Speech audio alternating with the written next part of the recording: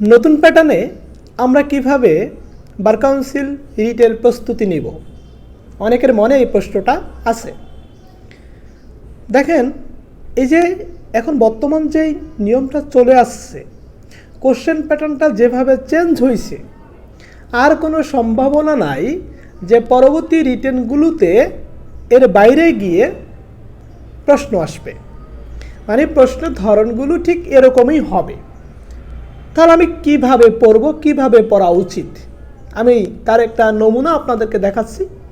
আমি পড়ব section 3 limitation act, মানে তামাদি আইনের ধারা 3। আচ্ছা, ধারা 3-এ কী বলছে আপনারা সম্পূর্ণ ফার্স্ট টু লাস্ট দেখবেন, কারণ এটা কিন্তু নতুন প্যাটার্নের যারা রিটেন আবার দিবেন তাদের জন্য। ধারা 3 তামাদি আইন।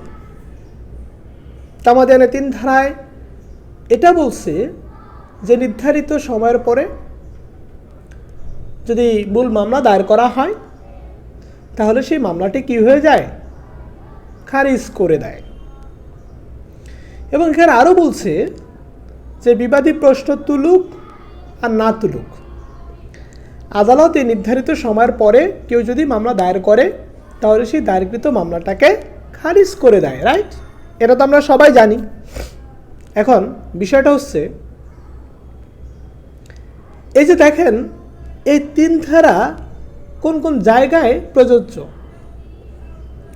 এটা হচ্ছে মূল মামলার ক্ষেত্রে প্রযোজ্য, আপিলের ক্ষেত্রে প্রযোজ্য, আবেদনপত্রের ক্ষেত্রে প্রযোজ্য। বুঝলাম। তাহলে আমরা 3টা পয়েন্ট এখানে পাইলাম, 3টে স্টেপ এখানে পাইলাম। একটা হচ্ছে নির্ধারিত সময়ের পরে মামলা দায়ের না করলে কী হবে? খারিজ হবে, ডিসমিস করবে। আরেকটা হচ্ছে যে বিবাদী এখানে কোনো ম্যাটার করে না, এটা আদালতের জন্য ম্যান্ডেটরি।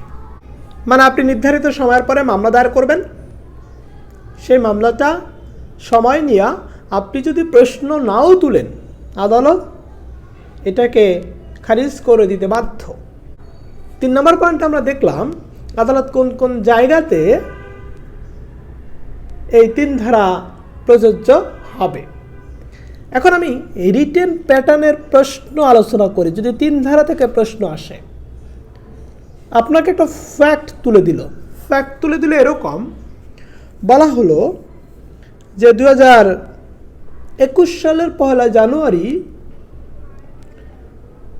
এক্সের প্রতিবেশী ওয়াই জেটের কাছে একটি সম্পত্তি বিক্রি করলো। এখন এক্স সে সম্পত্তি কিনতে চায়, অলরেডি সে সম্পত্তিটা বিক্রি হয়ে গেছে, সে প্রিএমশনের মামলা করতে চায়। সেই বিক্রি সম্পর্কে জানানো হচ্ছে 2021 সালের 1 ফেব্রুয়ারি, কিন্তু সে মামলা গিয়ে দায়ের করলো 2022 সালের 1 জুন।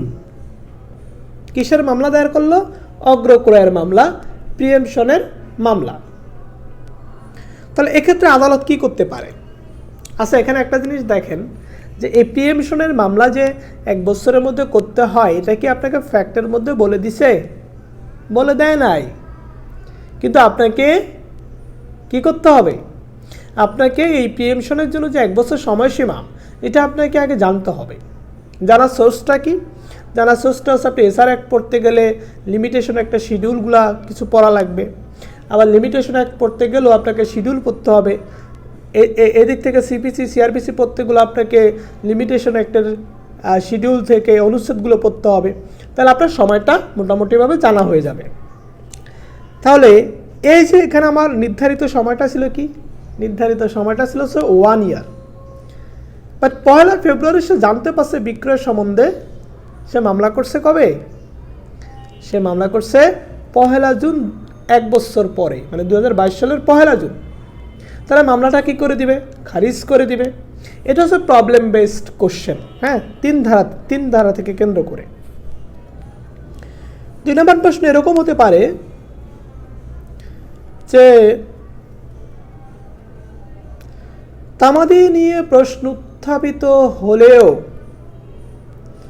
বা না হলেও নির্ধারিত সময়ের পরে দায়েরকৃত মোকদ্দমা আদালত খারিজ করে দিতে বাধ্য। এটাকে ব্যাখ্যা করুন।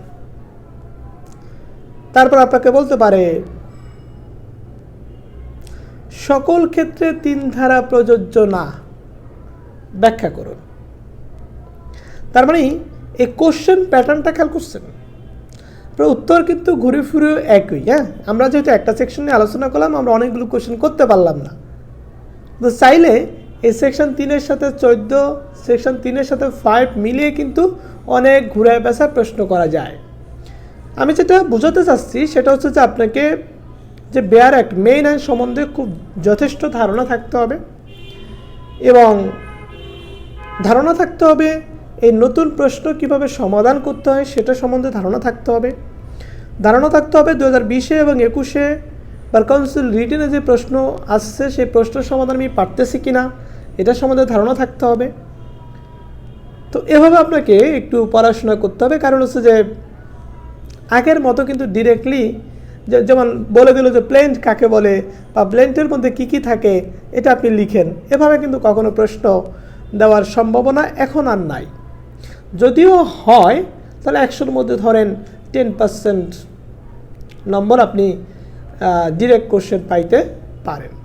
মূলত আপনাকে প্রবলেমের দিকে ফেস করতে হবে। আরেকটা কাজ করতে হবে, সেটা হচ্ছে যে দেখবেন ম্যাক্সিমাম সেকশনের অধীনে কিছু ফ্যাক্ট দেওয়া থাকে, ওই ধারার আলোকে সে ফ্যাক্টগুলো কিন্তু ভালোভাবে সমাধান করতে হবে। সমাধান করে দেওয়াই থাকে, বাট আপনাকেও সেগুলো মাথায় রাখতে হবে, আপনাকে সেকশনের সাথে মিল রেখে এই কাজটা করতে হবে। তাহলে আমরা দেখলাম যে 3 ধারা থেকে কীভাবে প্রশ্ন আসতে পারে। আরেকভাবে প্রশ্ন আসতে পারে যে আদালতের সীমাবদ্ধতা। 3 ধারার ক্ষেত্রে আদালতের সীমাবদ্ধতা কী? এই যে আদালতের সীমাবদ্ধতা কি বলেন তো? আদালতের সীমাবদ্ধতা হচ্ছে নির্ধারিত সময়ের পরে যে মূল মামলা আছে সেটা যদি দায়ের করা হয় তাহলে সেটা খারিজ করে দিতে আদালত বাধ্য থাকবে। এটা হচ্ছে আদালতের সীমাবদ্ধতা। আদালত এখানে শিকলে বন্দী, যে মূল মামলার ক্ষেত্রে 3 ধারার অধীনে কোনো এক্সকিউজ বা অজুহাতকে সে কাজে লাগাতে পারবে না, এখানে সে বাধ্য। তার মানে সে কি, তার এটা সীমাবদ্ধতা। এভাবে ঠিক আমাদের রিটেন প্রস্তুতি নিতে হবে।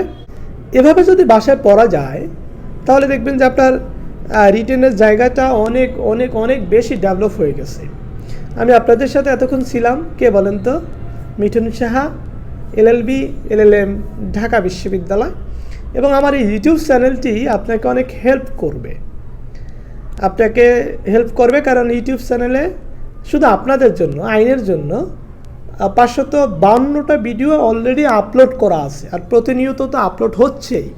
ওকে, তাহলে এই চ্যানেলটি আপনারা সাবস্ক্রাইব করে নেবেন, কারণ এটা আপনারা জানেন কি জানেন না আমি জানি না, তো তারপরেও বলি যে বাংলাদেশে এরকম চ্যানেল এখন পর্যন্ত নাই, এটা আমি গর্ব করেই বলি।